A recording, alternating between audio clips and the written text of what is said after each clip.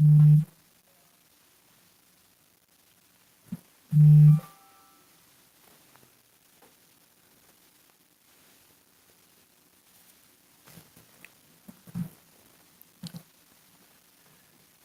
everybody. I'm John Self, and welcome to Career Live. We're happy to have you today. We're going to get started by talking a little bit about what's been going on in the job market. First, for those of you who don't know me, I'm John Self. I'm Chief Content Officer and founder of johngself.com and Guiding Your Career, an online, on-demand career management and job search strategy platform with free and paid courses. So when we get started today, I want to focus on your questions and please submit them in the chat. But first, let's begin with a little overview of this past week's news and how that might affect the job market. Well, certainly the big news regarding the spectacular and rapid was the spectacular and fairly rapid failure of the Silicon Valley Bank. And aside from that, probably the most prevalent news or relevant news is that Meta is laying off another 10,000 employees, and this is important. They are eliminating 5,000 unfilled jobs. Now, why is that significant? Well, remember last week when I reported there was still a jobs imbalance, which was driving demand and boosting salaries as companies were competing for talent, and that is inflationary. And I said then that the million plus jobs in excess of job seekers could disappear in a heartbeat if the economy begins to slow. I sort of here now, gone 5 minutes from now, with just one click of a mouse button, poof, good jobs, albeit unfulfilled jobs and unfilled jobs, vanish. And that's what'll happen. We have an excess of about 1 million jobs over the number of people in the market looking for jobs, and but that could all go away in a heartbeat. Now, if you're in tech, this job loss bloodletting is not over, I'm afraid. It is still an industry of copycat leaders. So, somebody sees King MZ lay off all those people for mistakes he made, quite frankly, and there will be other people who follow his lead simply because they don't want to have to explain to a board why they didn't do what the big boys are doing. Meanwhile, Bloomberg highlights healthcare and financial services as two other industries where revenue per employee has declined, so that's interesting. Be alert if you are in medical devices, medical technology, or consumer banking. And this was based on a calculation done by Bloomberg where they looked at revenue per employee. Now, Meta kept hiring and hiring, and essentially were paying people not to work, and that inflated their revenue, revenue per employee numbers that really put them out of whack, and that created a lot of investor heartburn. So that's why Meta is laying off. They hired too many people. They didn't really think it through. And, sometimes the guys in the C-suite, they're not necessarily the brightest guys in the room. The inflation report, which most people hailed as good news, the rate of inflation remains at about 6%. And therefore, the Fed, they think the Fed may retreat from their aggressive strategy of interest rate hikes to cool demand. Now, the inflation report showed that prices are still increasing. And keep in mind, it was 6% rate of increase. So prices are still increasing, but not at but at a more stable rate of 6%, not the 9% of last year. But that 6% increase is still a big bite out of your household budget. And keep in mind, as the China economy ramps up, the demand for gasoline will also increase, and that could fuel, pardon the pun, gas prices again. No one knows for certain what the Fed will do. The speculation is that another interest rate increase next week in the range of 25 to 50 basis points will be announced. These increases, while seemingly small, impact businesses in terms of credit line expense and the cost of borrowing for other purposes. So when their costs go up, CEOs usually cut their headcounts, layoffs.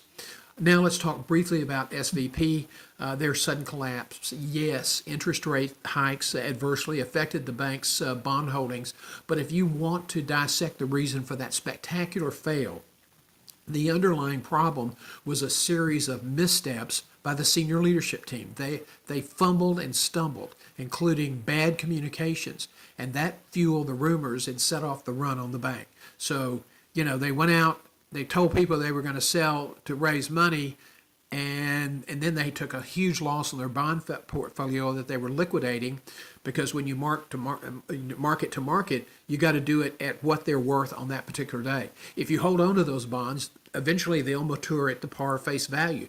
But if you're trying to raise capital and that's what you're selling, then you're going to take what you get. And they took a multiple billion-dollar loss on their bonds. By the way, senior executives were paid their earned bonuses the day before state regulators stepped in to seize the bank. Now, in this instance, along with Signature Bank in New York, all of the bank's customers were made whole, even those that had substantial deposits that were in excess of the $250,000 insurance limit. The only people who suffered the consequences were the investors and shareholders of the bank. For the bank's customers, the doctrine of moral hazard was once again placed on hold. The government's bank insurance is paying off even if your exposure exceeded the $250,000 limit. Now, I know some homeowners in the crazy, wacky state of Florida would love that sort of coverage flexibility from their homeowners insurance, especially after the hurricanes that they've experienced. SVB's demise, I think, if you really think about SVB, Silicon Valley Bank, seems to have been contained, and the immediate failure of other regional banks, at least at this point in time, have been averted. Dire predictions to the contrary. This morning, the announcement that the Swiss National Bank, their Fed, was going to provide Credit Suisse, a once storied institution that's just really had a lot of stumbles, mumbles, and fumbles, to provide them an extra influx of capital, seemed to raise the price and kind of cool those rumors for a while. But listen, these things are they're all psychological in some respect, and so when people get antsy or panicky, which is what happened at SVB, the things can get out of hand in a hurry. If you remember, Wash Mutual was the largest bank, it still is the largest bank failure, and in 2008, over a 10-day period, investors took out $10 billion over 10 days, something like that. Maybe it was $16 billion, but it was a big number, but it was over 10 days. That was before digital banking occurred. At SVB, once the rumor mill started, $46 billion was taken out of that bank within less than a day. That's it can turn on a dime, and things can get out of control in a hurry. Now, if we'd had widespread failures by other regional banks, that could have triggered a downturn in the economy and wholesale and rapid layoffs. Now, as an employee, regardless of your industry, you need to keep a sharp eye on the economy, the economic news, to be more precise. We're entering, I think, a critical period when the whole picture could deteriorate. You cannot afford to subscribe to the belief it can't happen to me, because it will, and usually at the worst possible time. I know I've experienced that in my own career. We've just released our latest online course, Managing Your Career Through an Emergency Job Loss, a step-by-step guide to help you rebound faster than your competitors. So through tonight, you can enroll for a pretty low price. That includes a customized live coaching session. So it's a really good value. You can get that at John G. Self and just click the button to get the discounted tuition. Again, it expires at midnight tonight. Now, if you have any questions, why don't you submit those to us in the chat box. This is a new broadcast, so it is not, people are not really engaging, and it takes a while to build an audience. So I may be talking to an audience of 10 or 5 or 30 or whatever. Usually on TikTok it's 400 or 500. So I've become quite a fan of TikTok. But I did receive some questions based on last week's broadcast, and so I'm going to, because we don't have any coming in right now, let's see this and see if I'm getting any coming in here on the YouTube side.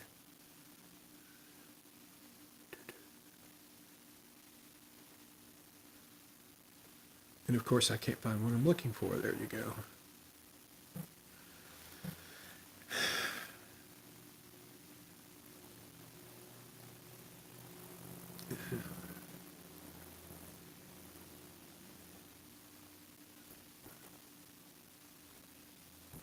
Okay, well, all the technology be darned.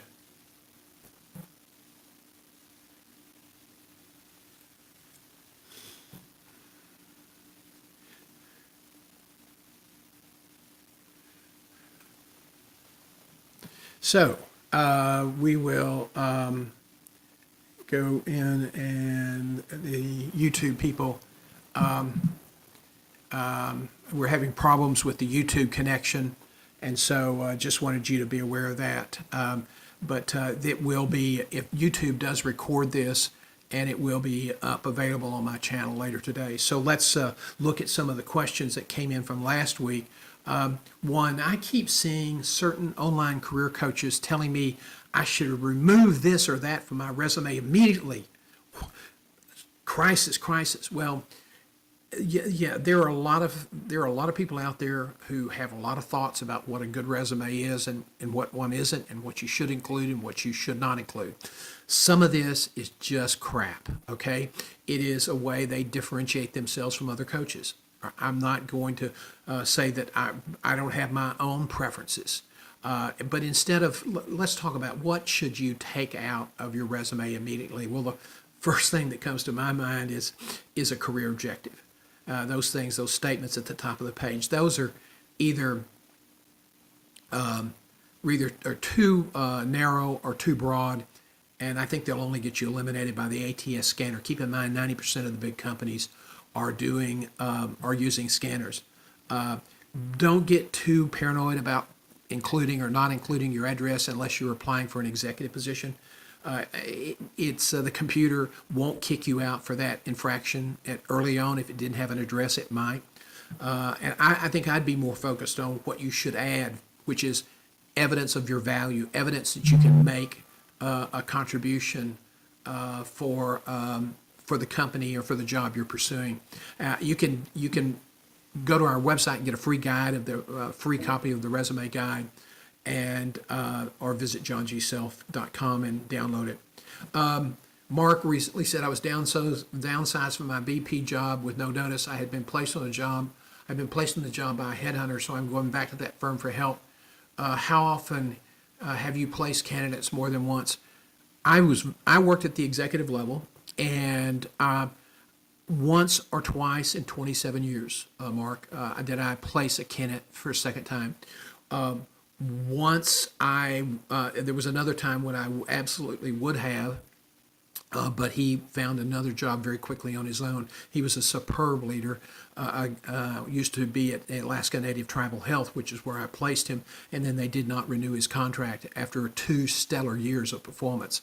So he was able to pick up a job very quickly.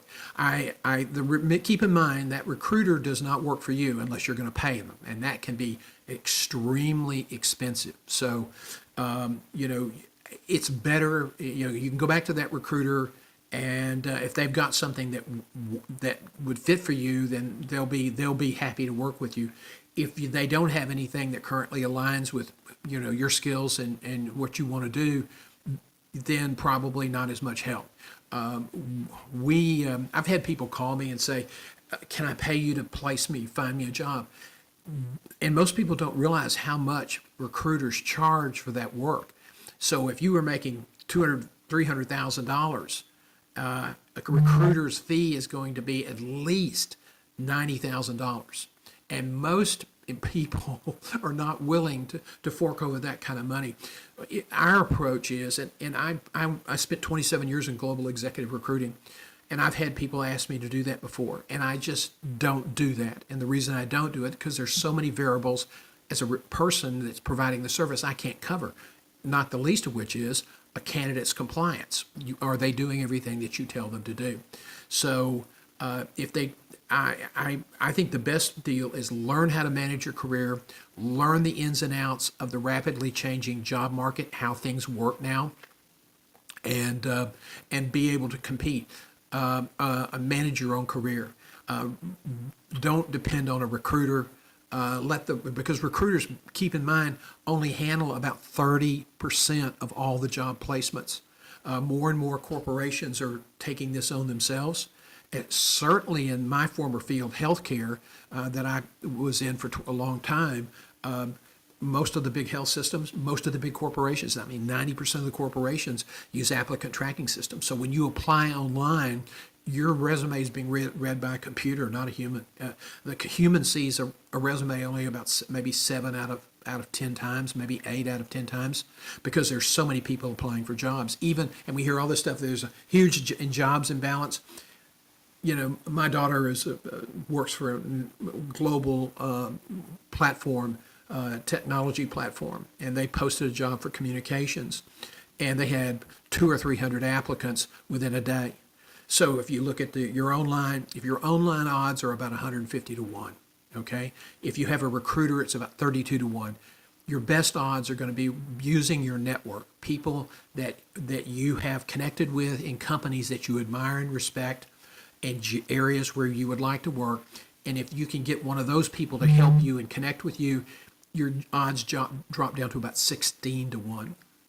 So I think that, you know, if the recruiter has a job for you, to summarize, if the recruiter has a job that aligns with you, you know, that's good for you, and he'll make a fee off placing you again. But most recruiters work for employers. You, to be honest, applicants are inventory. Okay, it's a terrible way to look at it, but that's the truth. I worked primarily at the C-suite, primarily CEOs, vice president level people. So, but I did not have that happen too often in my career, and I gave a 3-year placement guarantee when I was doing that. So, I hope that answers your question. If you have anything, other questions you want to ask, just email me at john@johngself.com. I'm happy to give you free advice, so you can arrange a free call off my website. We do that all the time. You know, I'm in business to make a living, but you know, I'm also in the business to help people. So if you have any additional questions, Mark, don't hesitate to reach out. Happy to do that, and I'll give you advice and information. I'm not going to try to sell you anything. Okay. Let's see if we have any more. If anybody else has any questions. You know, again, I said a minute ago, I want to go back to this point, that when you submit a resume online, it's very rarely going to be seen by a recruiter. I mean, it's 7 or 8 out of 10 are routinely just eliminated. And they don't really, most companies don't put those resumes in a database anymore. I mean, if they want resumes, they simply kind of go back out, put the job back out on the marketplace, and they get overwhelmed with resumes. There's something else that's changed in the recruiting marketplace that you need to understand, and why it's important for you to spend time with your LinkedIn profile. Just as companies, you know, they started off using automation and AI to scan the resumes, to make decisions about which resumes really qualify for which job. And not only corporations use that, that's the basic underlying theme from Indeed, iHire, ZipRecruiter, those job board platforms. They're all using AI, artificial intelligence, and applicant tracking system scanners. And they're looking for keywords and phrases. And so it's important that you customize your resume for the jobs you're pursuing. Okay, it's really, really important. But the other thing they're now doing, and this is really significant, is they're now automating their candidate sourcing. So when I first got started in recruiting, it was who you knew, and you built a network, and you call people to ask them if they knew somebody who would be interested in this kind of job. And it was a slower, but very human to human process of finding applicants. You might do some postings, you might do some limited advertising. You don't see any of that anymore. Very, very rarely advertising, especially in places like the Wall Street Journal. That's just almost gone. What happens now are the big companies will create a job scan algorithm, and they'll use their application tracking or their AI technology, and they're now scanning LinkedIn profiles. And they can scan thousands and thousands of profiles in not a long period of time, and come back with hundreds, if not thousands, of people, names of profiles, names from profiles who might qualify for the job. Then all of a sudden, if you're one of those people, you get this very nice email with the picture of the recruiter saying, your name surfaced in our recruiting. The computer surfaced your name. on an automatic scan. And if you have an interest, would you submit your resume? Well, even when you get that message, you still must customize your resume because it's still going to an applicant tracking system scan. So they're automating, trying to get the cost out of recruiting. You know, the old days you used to have dozens of researchers looking at resumes every day. I mean, when you get 5,000 resumes of a big corporation, that's a lot of researchers. And so now they're automating it all, and that's changing how you present yourself and how you manage your career. And that's why career management is more than just finding a job at any one given time. So that's what's going on. If anybody else has any questions, send them in and put them in the chat, and I'm happy to answer them. Somebody said about sent another question in. It said, what should I take off my resume? And I talked about that a minute ago. Here's something else you should take off. A lot of color, shaded color boxes, photographs, graphs, that kind of thing. The scanners, that trips up the scanners. And so you want a resume that is scanner friendly.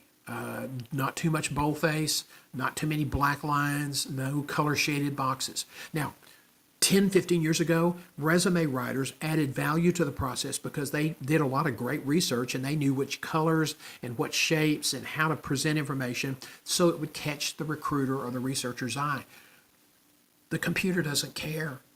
The computer absolutely doesn't care. It cares if your resume has too much formatting, it'll kick it out because it can't scan it. That's what it cares about. It cares about the content.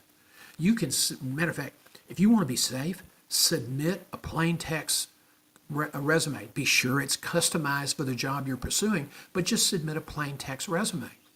And then if they read it and the computer likes it and gives it to the recruiter, and the recruiter calls you and wants to schedule a screening call, say, great, happy to do that. Can I send you an updated version of my resume? I just finished it. Be happy to get it to you. 9 times out of 10, the recruiter says, oh, sure, please, thanks. And now you have their email address. And then if you're using video emails, you can follow up that with a video that says, hey, Robert, great to hear from you the other day. I look forward to our telephone call on this date, whatever the time is. And I hope you got my resume. And if you have any questions, email me, and then give the email. Look forward to meeting you. So now they've got your fancy resume. They now have had a video email from you that's less than a minute. SendSpark is a great service that we use in our practice. And the neat thing about SendSpark is they have a free element. BombBomb is also very good. They're more expensive, but they're big time users. They're big time used in the real estate marketplace. So video emails are a new piece of technology that will help you differentiate yourself with recruiters. So anyway, that's another way to go about it. We got about 6 minutes left. So if you have any more questions, let me know. Again, resumes. Yes. What's the secret to a good resume? Well, that's content. And it's not where you worked. Your experience is important, but what's really, really important is the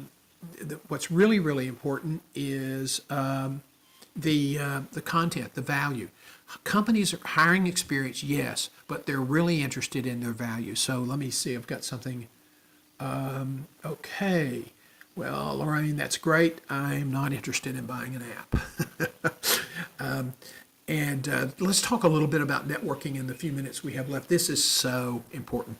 Now, networking has always been important. And people would basically say, well, I network. I go to the annual meetings, I go to regional meetings, and I go to local organizations, and that's great. But now networking is critical. All right. Understand this. I have a lot of contacts because I have a different marketing philosophy. I'm not looking for a job. I'm trying to build my platform and sell stuff. So I have my strategy for networking is different than yours as a professional who is really looking to advance their career. There is something called the Dunbar Rule. And the Dunbar rule is basically says that the average human being can only really manage about 150 contacts. Okay? So that's why it's really important that if you're going to be in networking, that you've got to have a strategic plan for your career so that your networking can be targeted. Because if you only can manage 150 contacts, you can't have contacts willy-nilly all over the country. Why have contacts with people that you can't help and they can't help you? Good question. So be very intentional about your networking. So if you are in an industry and there's turmoil, and let me tell you, this is the way of our lives going forward. Sit down with your wife or your spouse, or partner, whoever, and say, okay, if things go to hell in a handbag where I am now, and I don't know if I can find another job if I live in a smaller secondary market city, what am I going to be able to do? Where do we want to go? Where would you like to live if not here? Well, those are conversations that's going to be difficult to have. But sit down and say, okay, we want to be Northeast or Northwest or Midwest, and we have 4 or 5 different regions. Then you want to build a list of 20, 25, or 30 companies in those regions, if possible, that where you would like to work and where you have skills that would match with their needs. And then you start trying to connect with people in those regions, in those companies, or people who are linked to those companies. And it takes a lot of effort and time. So this is not something you can do when you lose your job. You need to be doing this every week, every month from now on. Because your network using your network is the most efficient way to find a job. The most inefficient way and the way most loaded with rejection is online. So you use your network to keep you informed, and you look for people who have the ability to help you. But networking is not about saying, hey, help me, because it's not about me, not about you. It's about helping that person. So you start off networking, not thinking, how can this help me? Although that may be the underlying reason. Your messaging, your persona must be, how can I help you? Is there anything I can do for you?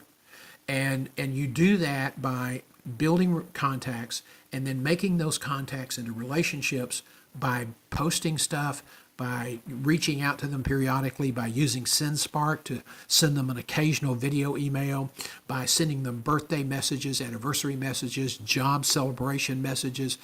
You got to work at it, but it's going to be the best way to manage your career going forward. So, okay. We are just about out of time. We are going to be back next Thursday at this same time. We're going to we'll be experimenting with which platforms we use, and probably LinkedIn will be one constant. I'm on later today. If you had experience, I think there was one. I'm not sure who it was, but I think YouTube had a connection problem today. But I will be on at 11:30 this morning, and then again at 4:30 this afternoon on Facebook. 11:30 I think is going to be on Instagram, and then 4:30 this afternoon, and then tonight at 7:30 on TikTok.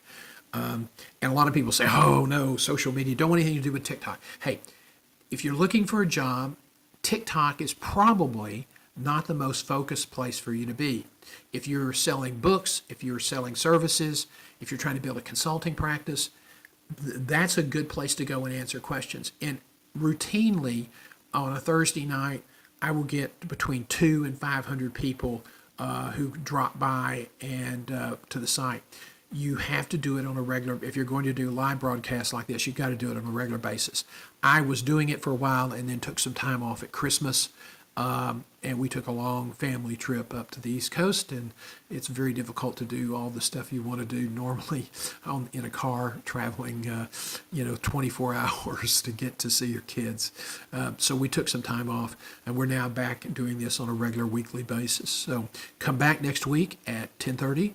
We'll be here, and if you can always submit your questions in the chat box, or if you want to submit them in advance, happy to do that. Most people I deal with, I use their first names. If you don't care and want me to talk about who you are, I'm happy do that, talk about what you do, I'm happy to do that. So just let me know. You can email me at john@johnGself.com. I've been doing this a long time. I love what I do. I do not miss the recruiting, Mark. I did it for 27 years. And then before that, I was in marketing and in a certain industry. So I've had 42 years of travel. And quite frankly, that's all the fun one human being ought to have. I worked in 6 different countries on 4 different continents. And so if I ever get on a domestic airplane again, it will be too soon. Now my comment is, if Amtrak goes, as long as I have a good book, my laptop, some writing materials, and a good bottle or 2 of single malt Scotch whiskey, I don't care if they're running behind. I don't care if it takes 3 days. I'm not getting on another airplane. I'm done with that. I did that for a long time, and that was over. So I'm enjoying this work now. I work out of a studio in Tyler, Texas, near Dallas.